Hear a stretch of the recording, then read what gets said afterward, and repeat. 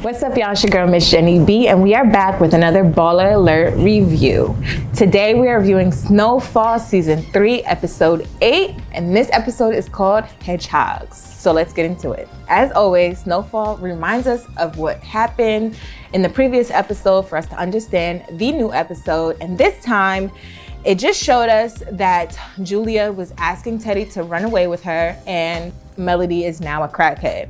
So that's pretty much what the whole episode last week was about, Melody being a crackhead. So it starts off with her struggles with addiction. And last week I also asked in the comments to let me know if you guys ever tried or know anybody that had an addiction and how somebody could be addicted so quickly. So at the end, I'm gonna read some comments to let you guys know what some people said. So it starts off with Melody's addiction, and she's like struggling with it. Her and her dad are going through the motions. She's sneaking out, stealing stuff to get crack and to smoke it inside the house. And at one point, she just doesn't come back. Then it goes to Alton, Sissy, and Franklin looking at their file from their private investigator, Top Notch.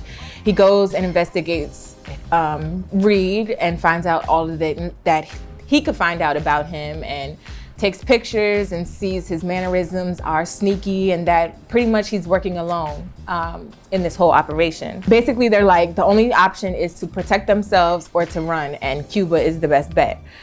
Because once the CIA gets a hold of them, then it's not many places that they can run afterwards. When Franklin leaves the house after their little meeting, he sees Andre outside, and Andre's smoking a cigarette. He's stressed, and Franklin is like, she's gone again.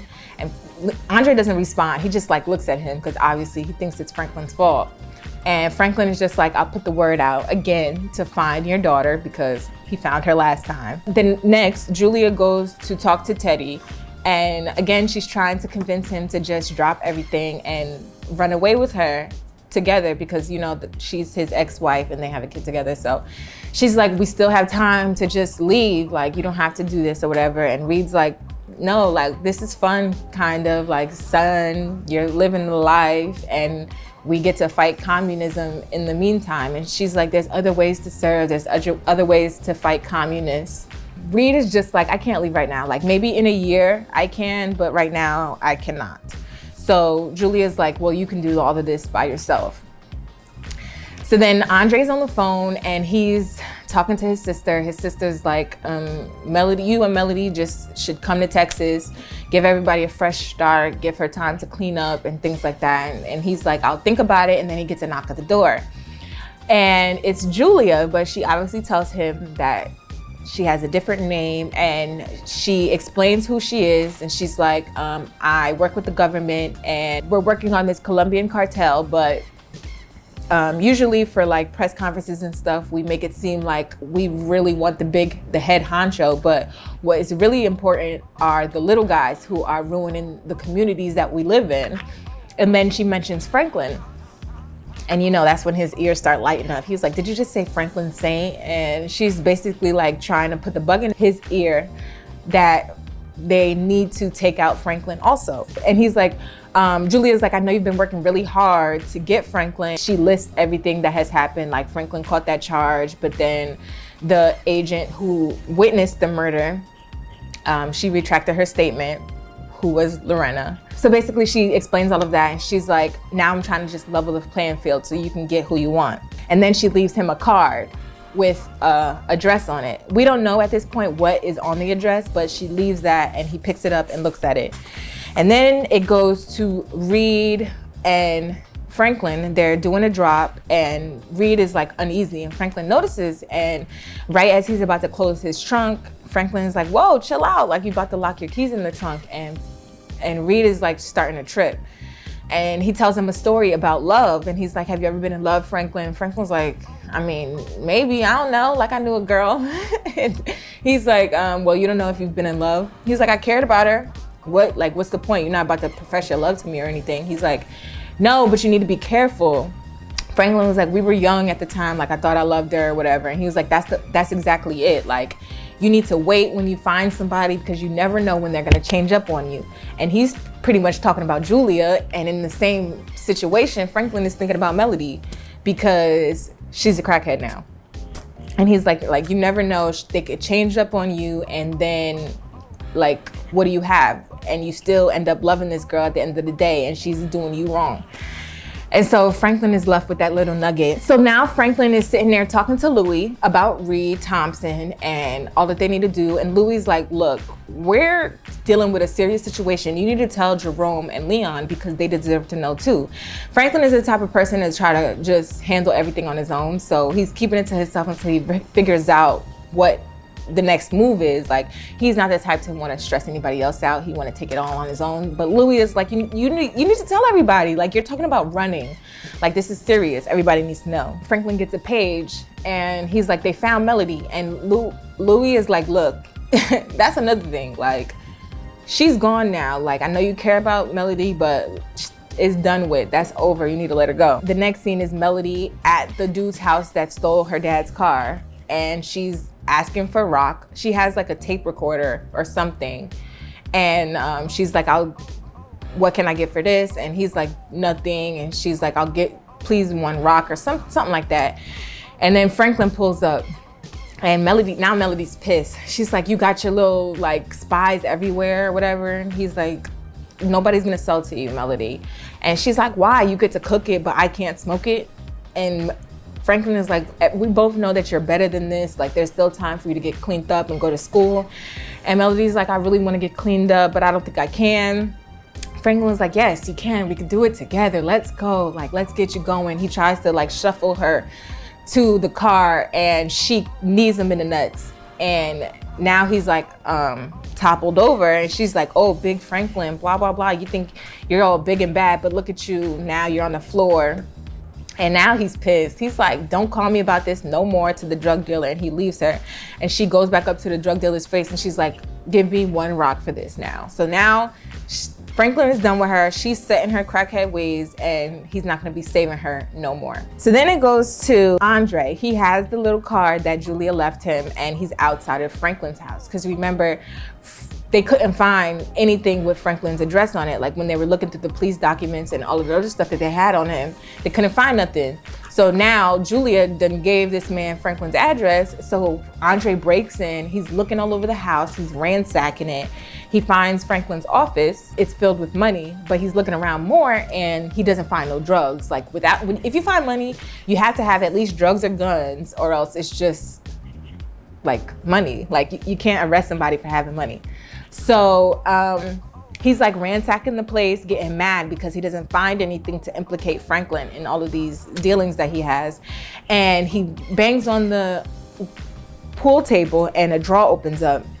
So he looks in the drawer and he finds the file of Reed Thompson that Top Notch just gave him. So it's filled with all of his dealings with Franklin and the CIA, all of the newspaper cutouts with everything in it about the CIA and what they do with informants, and has pictures of Reed Thompson, has pictures of, has information about his aliases and everything. So now Andre has this in his possession. So he takes the file and the next scene, he's reviewing the paperwork. And then he gets a page and then he calls into the page and he's summoned by Rigo. And when he's on his way to see Rigo, it then goes to Franklin going in his house, checking his mail. He realizes that his house has been broken into, it's been ransacked. So the first place he checks is his office where all of the money was. Everything is still there. So then he checks the pool table and realizes that his file is gone. So now he packs up all of his money in duffel bags, puts it in his car and drives off. We see where Reed is arriving to meet Rigo, and it's in a plastic room, and Rigo is like rolling up his sleeves with his men behind him and a chainsaw next to him. The room is filled with plastic, so he's about to chop up this man and throw him away. Teddy is like, what's going on? And Rigo's like, why am I getting calls that the DEA is mentioning my name? And he's like, what are you talking about? He's like, one of my loyal trusty assistants or whatever, basically has a mole in the DEA, came up to him while he was taking a bath saying that his case was back open. Well, not his case, but the Villanueva case was back open, which is Lucia and Gustavo. This was the whole case that Lorena was working on with Agent Marino ended up with Kevin being dead, Franklin with a charge. This is the case that is reopened. And the only reason that Rigo is even involved, like his name is, the Medino cartel is even involved in that, is because the connection with Reed. So now Rigo wants to just freaking chop Reed's head off. He's like, why is my name being brought up when you're the only connection I have with these people? And so Reed now is forced to reveal his true identity. He's like, because my name is not Reed, it's Teddy.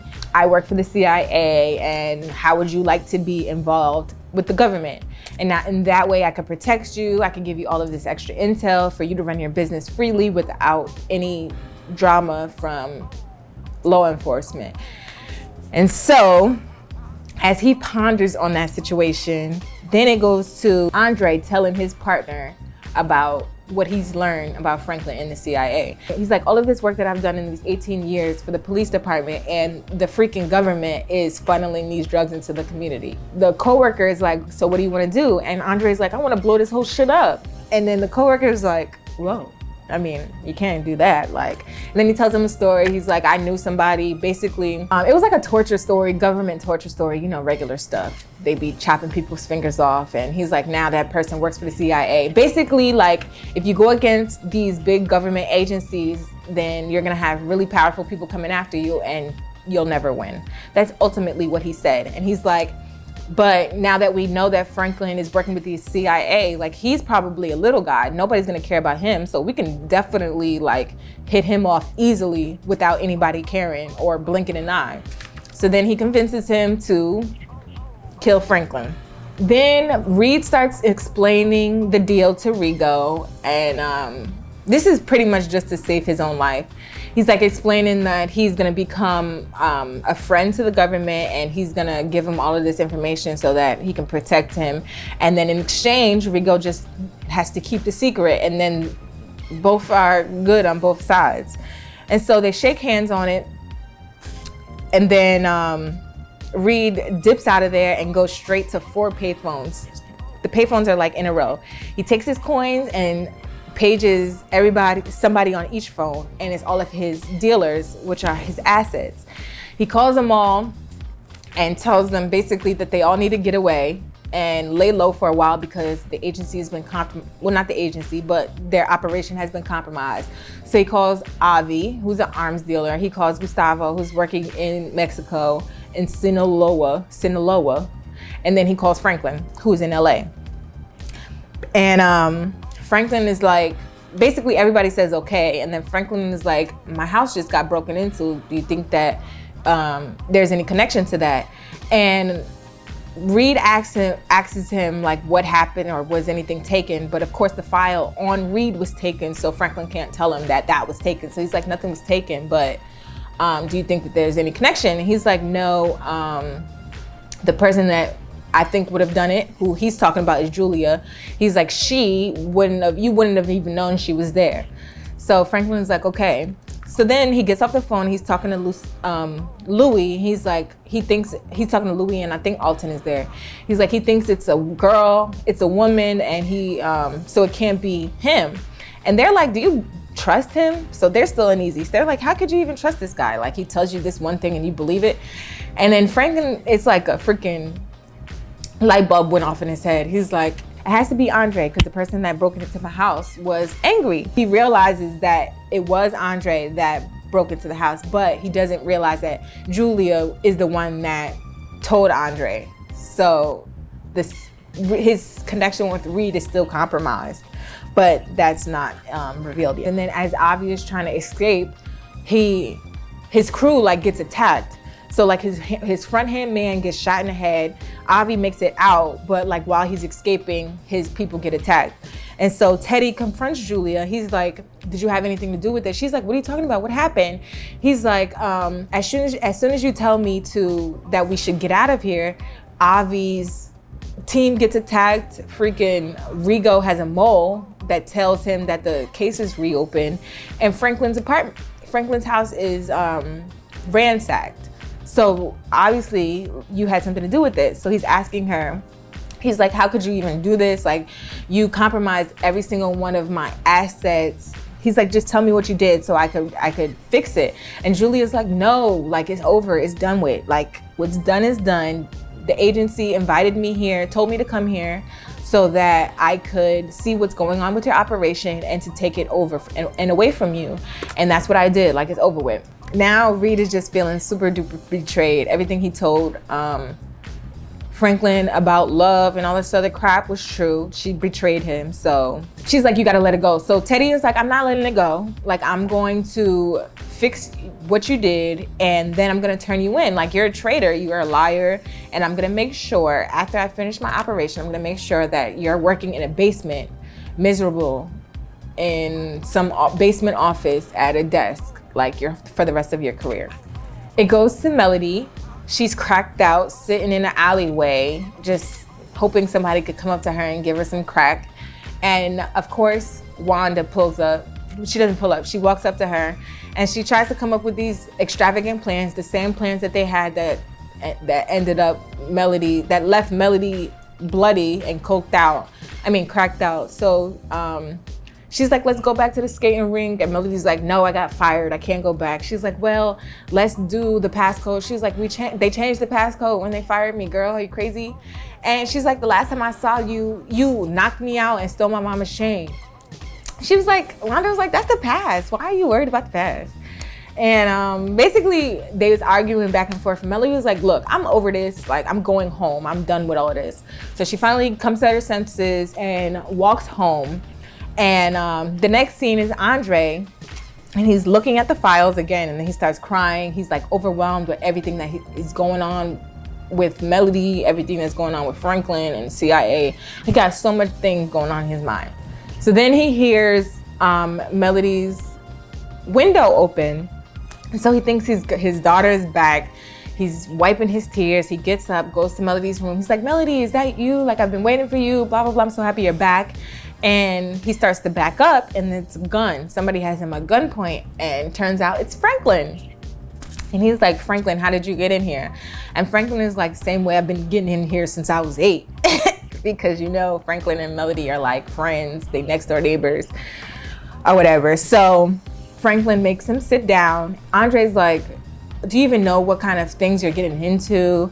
Like, these are dangerous people. And Franklin's like, you're not telling me anything that I don't already know, Andre. Like, thank you, but no thank you. And he's like, Franklin's like, since you helped me, I'm gonna give you a chance to just get out of LA, never come back, and maybe both of us could get out of this shit alive. Like, no, 2 black people are not about to face the government, and both of them are not about to survive. So he's like, just leave, like, just do yourself a favor, take Melody, get her cleaned up, and like, that's it. Then we'll be good or whatever.